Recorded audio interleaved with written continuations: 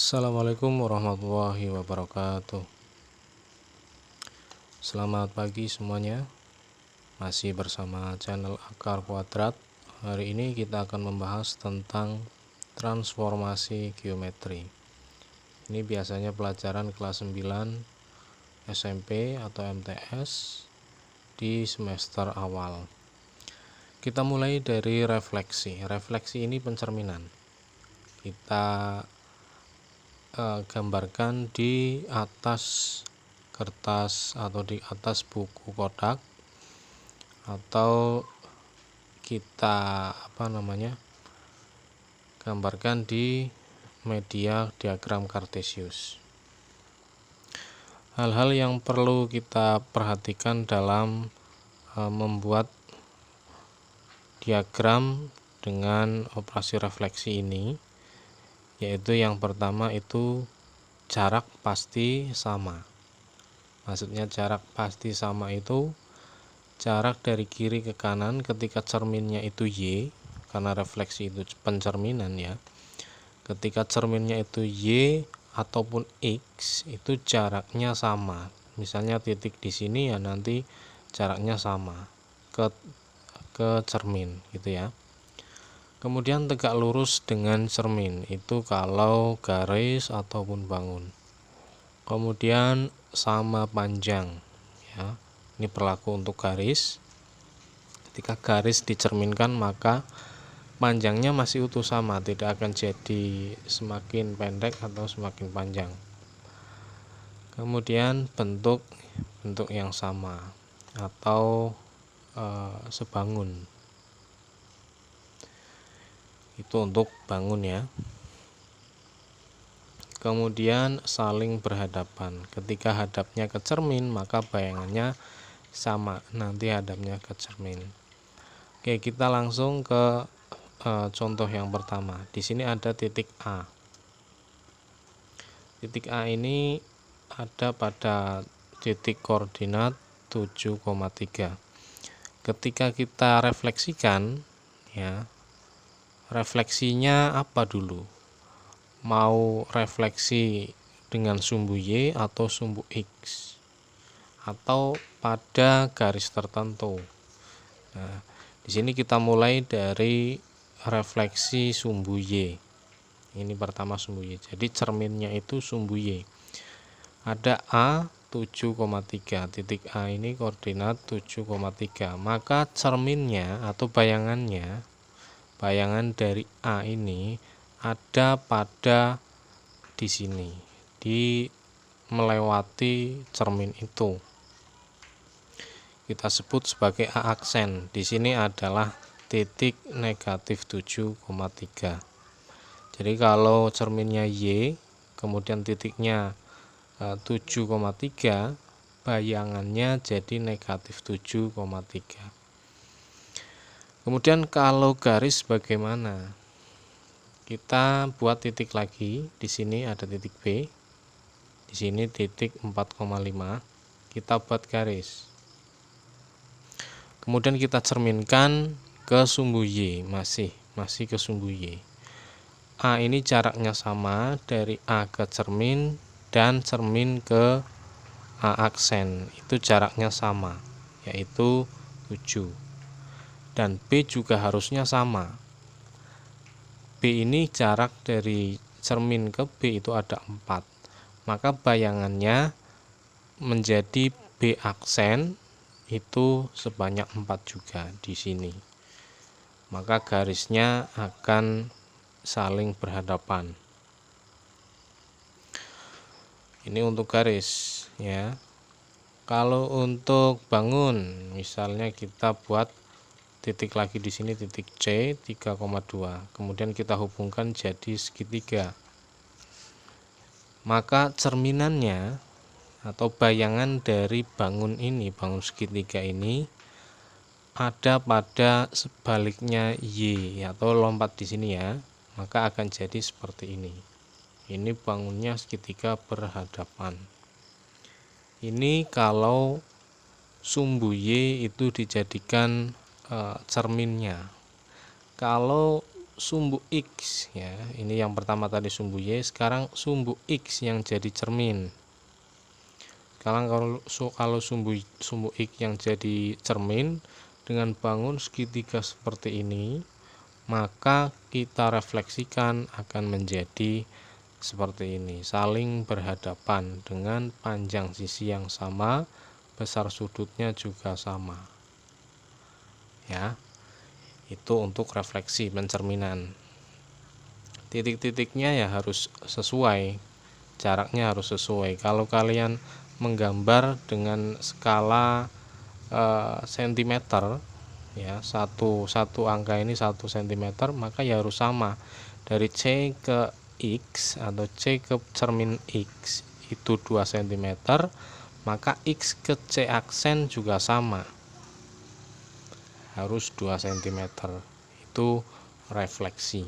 Kalau refleksi ini kemudian cerminnya ada di luar sumbu X atau sumbu Y, misalnya ada di X sama dengan 1 ya, X sama dengan 1, di sini ada garis X sama dengan 1,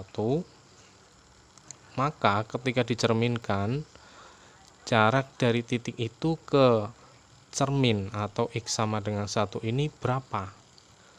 Kemudian letak bayangannya juga harus sama, jaraknya antara cermin dengan suatu titik itu ya, itu untuk refleksi. Selanjutnya kita ke translasi. Translasi ini pergeseran. Kita masih menggunakan diagram Cartesius. Yang perlu kita perhatikan yaitu kalau garis atau bangun itu pasti sejajar, karena ini cuma bergeser ya. Garis ketika ditranslasikan hasilnya pasti sejajar ataupun bangun gitu ya. Kemudian sama besar sama panjang, sama pendek gitu ya. Jadi tidak akan jadi lebih panjang atau lebih pendek atau lebih besar, luasnya masih utuh sama, kelilingnya masih utuh sama, itu kalau bangun. Karena translasi ini hanya pergeseran. Kalau ada bangun kemudian bergeser, maka sebanyak apapun titik itu pada bangun ya bergeser semua dengan pergeseran yang sama. Kita langsung ke contoh, ada titik A 7,3 di sini. Kita translasikan ke T negatif 6,1. Ini gesernya ke negatif 6,1. Ini ada sama-sama titik ya. Di sini titik yang akan kita cari bayangannya, dan sini titik translasi. Ada X dan Y, X-nya 7, Y-nya 3. Di sini juga ada X-nya negatif 6, Y-nya 1. Maka untuk mentranslasikan A ini, titik A ini, bisa menggunakan titik translasi ini sebagai penjumlahan. Misalnya 7 ditambah negatif 6. Ya, ini sama-sama X, 7 dan negatif 6. 7 ditambah negatif 6, maka hasilnya 1. Dan 3 ditambah 1 hasilnya 4. Maka titik translasinya atau bayangannya ada pada 1,4. Ya, itu kalau perhitungan. Kalau kita lihat kemudian ada garis-garis yang seperti ini ada negatif 6,1, berarti ke kiri 6 dan ke atas 1, karena ini X ya. Yang depan X negatif 6 itu ke kiri, kalau positif berarti ke kanan. Sedangkan 1 ini Y. 1 kalau positif ya, kalau Y positif ke atas, kalau negatif ke bawah. Maka akan jadi geser ke 6 ke kiri dan naik 1. Itu untuk titik A. Titik A di sini bayangannya ada di sini. Kemudian kita juga akan sama mencari garis ya. Kita gambar lagi, di sini ada titik B 4,5, kita buat garis. Nah, setelah jadi garis seperti ini kita translasikan ke negatif 6,1. bergeser semua di sini berarti ada 2 titik di sini, maka gesernya sama dan bergeser semua. Ini ada A sudah geser, maka B-nya geser sebanyak kiri 6 ke atas 1, maka disinilah bayangan titik B. Garis AB ini punya bayangan di sini, A aksen, B aksen. Ini untuk garis. Kemudian kalau bidang ya, kita segitiga masih sama, ada titik C 3,2, maka kita geser ke kiri 6 ke atas 1. Untuk titik C berarti ada pada sini, maka jadilah bayangan dari segitiga ABC. Di sini ada A aksen, B aksen, C aksen. Bangunnya sama besar, luasnya masih sama, panjangnya masih sama, hanya bergeser. Bergesernya tergantung translasinya berapa. Ini kalau translasinya seperti ini ya. Kalau kita coba lagi dengan translasi 0, -9. Translasi 0 itu berarti X-nya masih utuh. Berarti tidak geser ke kiri dan tidak ke kanan. Tapi ini ada negatif 9, itu Y. Berarti Y negatif 9 itu ke bawah. Kita tinggal menjumlahkan masing-masing titik di sini dengan translasi. 3 ini X untuk titik C dan translasinya 0, maka 3 tambah 0 hasilnya masih utuh 3. 7 ditambah 0 masih utuh 7, dan 4 juga sama, masih utuh 4. Sedangkan ini translasinya negatif 9, maka Y atau 2 di titik C ini, 3 di titik A, dan 5 di titik B, ini kita tambahkan dengan negatif 9. Maka bayangan dari segitiga ABC ada pada sini di bawah. A aksen, B aksen, C aksen. 2 dikurangi 9, maka hasilnya negatif 7. Berarti tidak sesuai karena di sini negatif 9 nanti jadi negatif 9, tidak. Karena di sini ada 2 di atas, maka turunnya 9 garis. Itu ya. Ini pergeseran translasi. Kemudian selanjutnya ada rotasi atau perputaran. Kita masih menggunakan diagram Cartesius karena ini akan mempermudah. Yang perlu kita ingat dalam rotasi, yang pertama berlawanan dengan jarum jam. Jadi untuk besarnya sudut itu kalau positif berlawanan jarum jam ya, tapi kalau negatif baru searah ya gitu. Kemudian sama besar, bangunannya masih utuh sebangun, tapi berubah posisi gitu ya.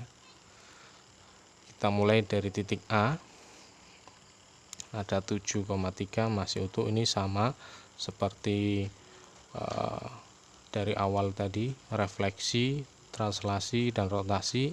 A masih utuh di sini.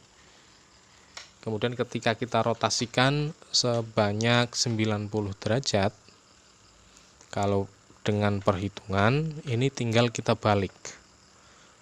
7-nya ada di depan, 3-nya ada di belakang, maka kita lompat 90 derajat, karena di sini kuadran 1, 90 derajat ada di kuadran kedua, lompatnya ke kuadran 2.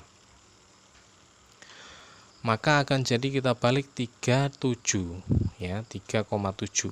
Di sini 3,7 tapi melihat pada kuadran ini. Karena 3 di sini di kuadran yang sini itu negatif, maka akan jadi negatif 3,7. Kalau untuk mempermudah lagi tapi dengan alat yang banyak, maka kita akan pakai penggaris busur sebanyak 90 derajat dari titik ini. Kita ukur dari titik pusat 0,0 di sini, kemudian 90 derajat, maka titiknya akan pindah di sini. Kalau garis itu bagaimana? Kita buat titik lagi B di sini, kita buat garis. Garis AB akan punya bayangan ketika rotasinya 90 derajat menjadi seperti ini. Ini akan saling tegak lurus ya. Garis, kalau garis kemudian dirotasikan maka akan saling tegak lurus dengan catatan rotasinya 90 derajat. Kalau 180 derajat itu akan jadi sejajar. Kemudian kalau bangun di sini ada C, kita buat bangun segitiga. Kemudian kita rotasikan. Seperti tadi, ini 7,3 dibalik dari 3,7, tapi menyesuaikan di sini nilainya negatif ya negatif. Ini 4,5, ini juga sama 5,4 dibalik, tapi 5 di sini adalah negatif. Dan ini 3,2, maka kalau dirotasikan 90 derajat maka akan jadi 2,3, dimana 2-nya itu negatif mengikuti di sini ya. Ini biasanya kita mulai dari sini 0 derajat sampai 90 derajat, 90 sampai 180. Ketika ada rotasi 180 derajat, maka nanti bayangannya ada di sini.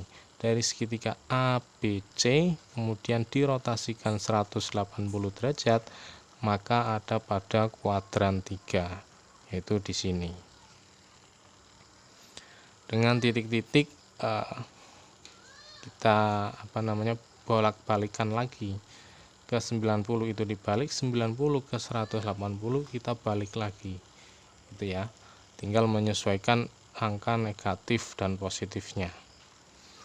Kalau di sini berarti ini untuk rotasi 270 derajat, itu biasanya titik-titik itu, atau rotasi pada derajat-derajat yang mudah, 90 derajat, 180 derajat, dan 270 derajat. Untuk kelas lanjut mungkin ya bisa juga ini dirotasi sebanyak 40 derajat, 30 derajat, dan seterusnya. Tapi untuk SMP ini untuk derajat-derajat sudut istimewa 90, 180, dan 270. Ini rotasi. Kemudian yang terakhir untuk transformasi geometri yaitu dilatasi. Ini pergeseran dengan cara mengalihkan dengan faktor skala. Masih utuh dengan diagram kartesius. Yang perlu diperhatikan itu pusat dilatasi. Titik pusat dari untuk pengaliannya. Yang kita pakai di sini adalah titik pusat dilatasi 0,0 ya. Dan faktor skala yang harus diperhatikan. Kita mulai dari titik A, kita geser ya, jadi titik A di sini 4,2. Kemudian dilatasi dengan faktor skala. Fs itu faktor skala 2. Faktor skalanya 2, maka bayangan dari titik A itu akan bergeser. Dengan cara bagaimana? Dikalikan masing-masing elemen. Di sini ada X dan Y dengan faktor skala. Dikalikan 4 kalikan 2 jadinya 8, 2 kalikan 2 jadinya 4. Maka bayangan titik A ada pada 8,4. Ini untuk titik ya, dilatasi maka bergeser. Bisa juga lebih besar, bisa juga lebih kecil, tergantung faktor skalanya. Ini faktor skalanya 2, maka setiap titik di sini ada titik X dan titik Y, kita kalikan 2, 4 dan 2, ini kalikan 2 masing-masing, jadi 8,4. Ini untuk titik A. Kemudian kita buat garis juga. Ada titik B di sini 2,3. Kita buat garis. Ini kalau dikalikan dengan faktor skala 2, maka masing-masing di sini juga dikalikan 2. 2 kali 2, 3 kali 2. Maka bayangan titik B akan jadi 4,6.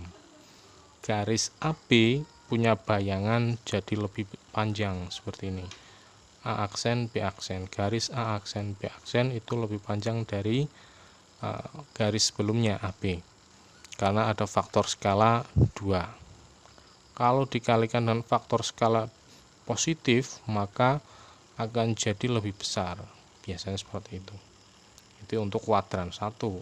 Tapi untuk kuadran ini juga lebih besar gambarnya. Ini masih garis. Kita coba untuk bidang segitiga. Di sini ada titik C, kita hubungkan garis juga. Kemudian titik C ini 1,1 kita kalikan dengan faktor skala 2. 1 dikalikan 1 dikalikan 2 itu 2. 1 juga dikalikan 2 itu 2. Maka C aksen ada pada 2,2 di sini.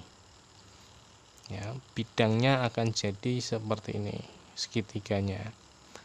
A, B, C yang tadinya kecil kemudian didilatasi dengan faktor skala 2, maka lebih besar, menjadi lebih besar. A aksen, B aksen, C aksen ini segitiganya menjadi lebih besar, luasnya juga semakin besar gitu ya. Ini untuk faktor skala positif.